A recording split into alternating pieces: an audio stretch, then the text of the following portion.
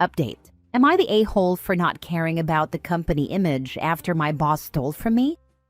Original post. I had to complete an internship for my degree and decided to join a startup to learn. But instead, I had to figure out everything on my own with no guidance and ended up being a glorified salesman instead of actually learning. Since it was paid $150 a month, not much to be honest, and opportunities were rare during COVID, I went along with it, even with the ridiculous targets he set. I was the best performer, but even I could only reach 10% of the target. As part of my internship, I had to handle social media completely on my own and shoot ads on my days off using equipment I had borrowed from friends. 5 months in, he told us at the end of the month that we wouldn't be paid unless we met his targets. I politely told him I would be leaving and pointed out that I wouldn't even be able to meet clients without gas money, as 25% of my pay went toward fuel. He got upset and started talking about how he had paid my salary, took us out for drinks every month. He paid for the food, but we had to buy our own drinks, and how his grandpa was dying and he needed me. He accused me of leaving him when things got tough and claimed I was only in it for the money. The other employees left within the next month. Before I left, I dropped off a hard drive containing all my files at his sister's place. It was worth about $40, which was significant for a college student. 3 months passed as I was busy with my report, and when I asked for it back, he claimed not to have it, and then cut the call. Half an hour later, his sister called me, swearing she didn't remember me dropping off anything, and saying I was always dropping off stuff. He then told me I had sent the files over email, which was a lie, as I had text messages proving he had specifically asked me to drop them off at his house. He then argued that even if I had given it to them, it was my responsibility to come and take it back. He went on about how little my work meant to him anyway, and that it wasn't worth a penny of his time. Unfortunately, apart from a screenshot, I didn't have any proof that I had given them the hard drive. I told a few of my friends about the situation, and they started commenting on the company's Instagram, asking him to return it, calling him a bad boss, and saying the product was terrible. Many of them had actually bought it for my sake. The Instagram page is very small, barely 200 followers, so any comments stand out. Now he's calling me, demanding that I take down the comments because they're hurting the company's image, and accusing me of using him and never caring about the company. He's also threatening legal action for slander. Am I the a-hole for not caring about the company's image? Should I tell my friends to back off? Now for the top comments before reading the update. Not the a-hole. I get your frustration and it seems like a bad company. Just one question, because I'm a little confused. Did his sister work for the company? No, she didn't. The company was run out of his house, with the ground floor acting as the office. I gave it to her because he wasn't at home at the time. Sorry for the confusion. Honestly, still not the a-hole, but not the brightest in hindsight to give company stuff to someone who doesn't work for the company. Just a life lesson, I guess, but doesn't change my judgment. Absolutely. Hindsight is 20/20. I guess I've always been too trusting. I will definitely not repeat this mistake, and I'll make sure to document everything if a similar situation ever comes up. I count myself lucky that I got off this cheaply, and that there weren't any important files on the hard drive. Okay, so your boss steals your personal belongings, tells you that you will not be paid, and then tries to guilt you into working for free? No, you are not required to care about the company's image. In fact, feel free to throw on their information about how he is trying to get you to work for free if you would like. Not the a-hole. Also, you mentioned that at the end of the month he said he wouldn't pay you for your work. Does that mean he is refusing to pay you for the time you already worked? Because that is literal wage theft, and you should report it as such. Looking back, I should have, but at that point, I was relieved to have an excuse to finally quit with minimal conflict. Besides, I didn't even have a formal contract or anything. I was getting paid through his personal Google Pay. I'm not even sure if that allows me to file for wage theft, since there's no documentation. I'm mainly worried about getting sued, to be honest. I'm finishing my degree in a couple of weeks, and don't want to be dealing with this while I should be applying for jobs. Don't worry about getting sued. Owner sounds too disorganized for that. Also, he'd have to explain how not only he didn't pay you, but it cost you out of pocket. Instead, take this as a lesson learned and go forth and prosper. Thank you. I asked my lawyer friend, and she advised to send a mail to the official email ID requesting for the hard disk, with a screenshot attached just in case, so I can have some documentation as well. Now for the update. I'm so very grateful for all of your responses. I really did feel bad, not about the hard disk, but about him saying that all the work I poured into the company was worthless. All of you genuinely made me feel better, and I'm very grateful to everyone who took a moment to respond.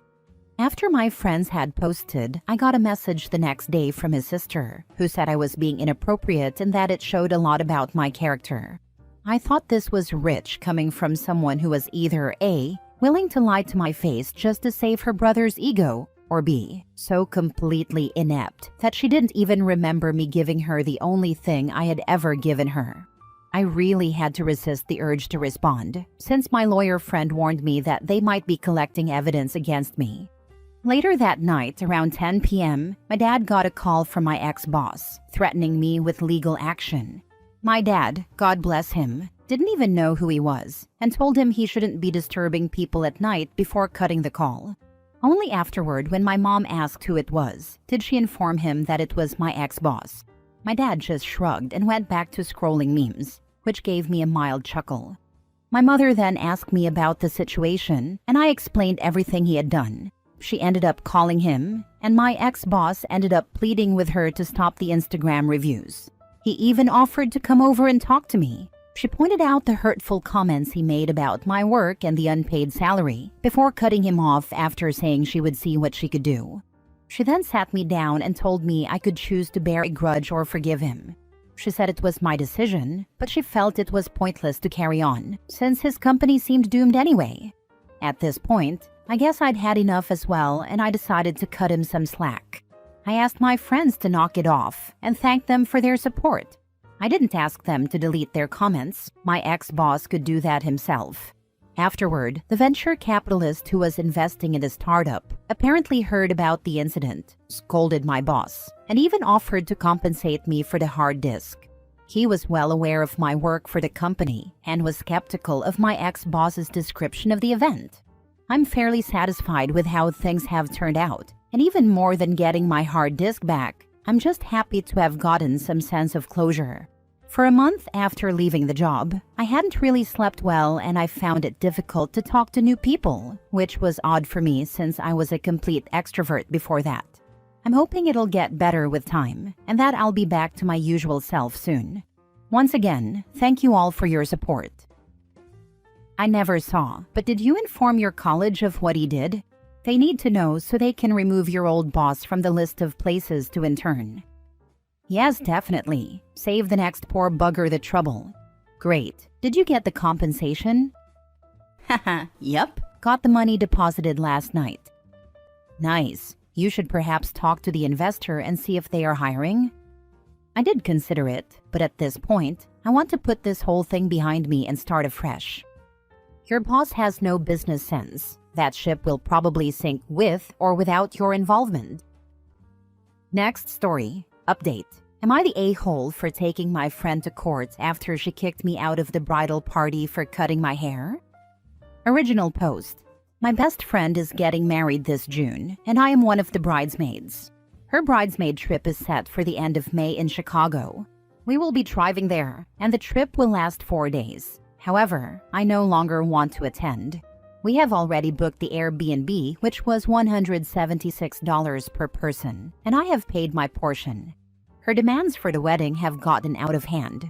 The wedding itself spans 3 days, and we are required to have 3 different bridesmaid dresses, which have cost me $700, plus $200 for alterations.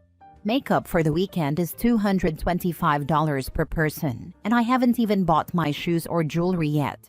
On top of that, she is requiring us to have specific hairstyles that would require hair extensions, which would cost me at least $200. Financially, this is becoming too much for me. I know I agreed to be her bridesmaid, and I will fulfill my duties during the wedding, but going to Chicago and spending all that additional money? is something I am no longer willing or able to do. I won't be asking for my portion of the Airbnb back because that was a contribution I made willingly. I have yet to tell her that I won't be going to Chicago, but am I the a-hole for not going? Up until now, I have attended and participated in every way as a bridesmaid and have been there whenever she needed me, but this trip is just too much. Now for the top comment before reading the updates. Info. Did you talk to her about it becoming a financial burden for you? And if so, did she try to accommodate some of the costs for you? I have talked to her about the change in my financial situation, mostly because of a job change and also unexpected health costs for a health condition. She did help with the dress alterations by sending me $50, so that made my contribution $200. Every help counts, and I deeply appreciate it. However, it still doesn't change that Chicago is a stretch for me. Not the a-hole. I would dip out of being a bridesmaid altogether if I were you. Who in the heck has a 3-day wedding? Nobody can be that important to have 3 days dedicated to a matrimony. I won't lie. I'm no longer excited for it, but because I've already spent so much, I don't see myself dropping out. She is also still my best friend, and I can also acknowledge that this has been a bit much for me, and I can't do it all. You can only do what you can do. If this has been a financial strain, you need to let her know. Hopefully she is understanding. Now for the first update months later.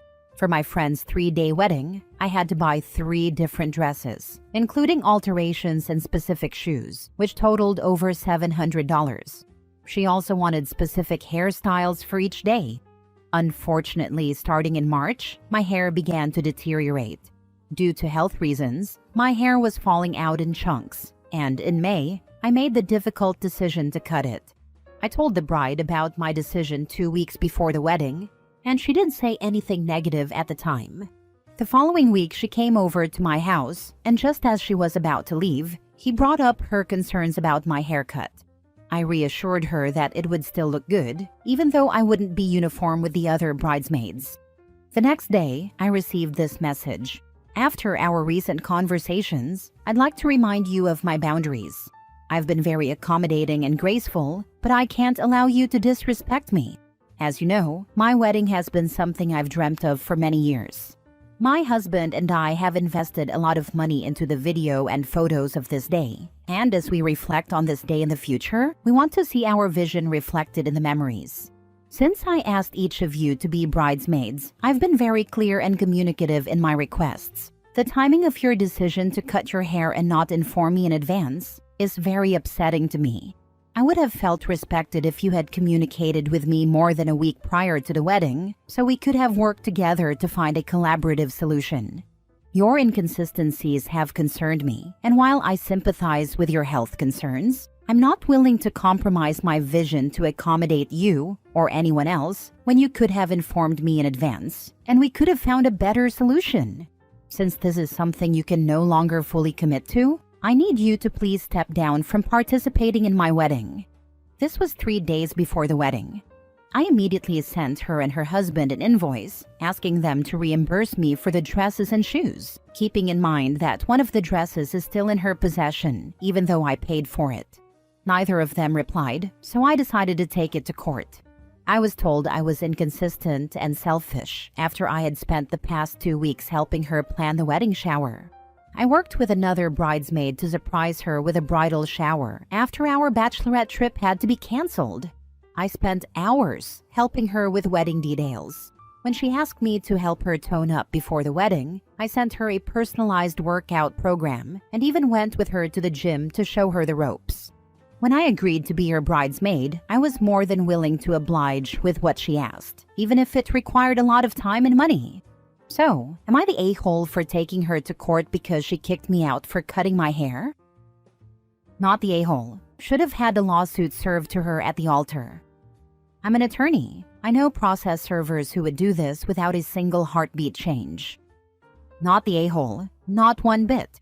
I can't allow you to disrespect me. And then she turns around and utterly disrespects you and your friendship. What a horrible, heartless friend she is. You've done your absolute best to be involved with her wedding and bridal shower, and helping her so much in addition to paying hundreds for your dresses, etc., and she kicks you out because of your hair, for which you have an extremely valid reason for cutting. And even if you didn't, it'd still be absolutely ridiculous for her to do and say all this. I'm baffled. I can only imagine how you're feeling. All the best to you. Also, she sees her wedding as a vision. Lol, the delusion. Last update. This has been a long time coming. I've had a lot of people reach out to me asking about the results of the case. Unfortunately, I could no longer post comments on my previous post, so I figured I would wait until everything was finalized to update everyone all at once. In December 2021, I received a notification that a court date had been set for February 7th, 2022. The hearing would be virtual, and since it was small claims court, we would represent ourselves. I began gathering my evidence and created a virtual file, which I shared with the court and with her 7 days before the hearing. On the day of the hearing, she did show up. We were given the chance to settle, but that was unsuccessful. When we returned to the hearing, I found out that she had also made a virtual file with her evidence, but had never shared it with me. The court then made her send it over, and what a surprise I had. She had copied my entire format for presenting evidence. Keep in mind, this was a format I had created. She didn't even have the decency, or brain cells, to come up with something herself. The hearing proceeded, and we were both given the chance to share our sides. I won't go into the details, but the whole thing lasted about 10 to 15 minutes. In my state, they do not give you the verdict right away. It can take up to 90 days. And so, I waited, and waited, and waited, and waited. Then yesterday, May 5th, almost 90 days later, I finally got the verdict. I won. She has been ordered to pay me $808.94 for the dresses and shoes. I have to return 2 dresses and the shoes I still have to her. The verdict goes into effect on May 30th.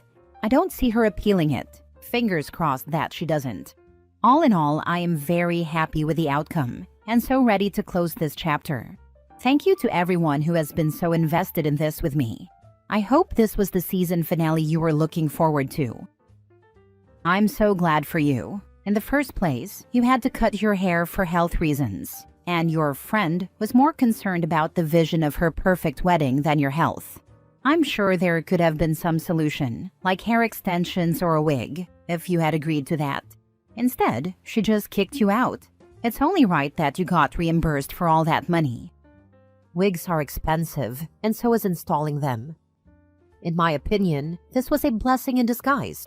She wasn't interested in having a fun, loving wedding with friends and family. She was putting on a spectacle, a fantasy wedding where she wanted to portray perfection, kind of like a Facebook wedding. I can't imagine being part of a super scripted production would have been much fun.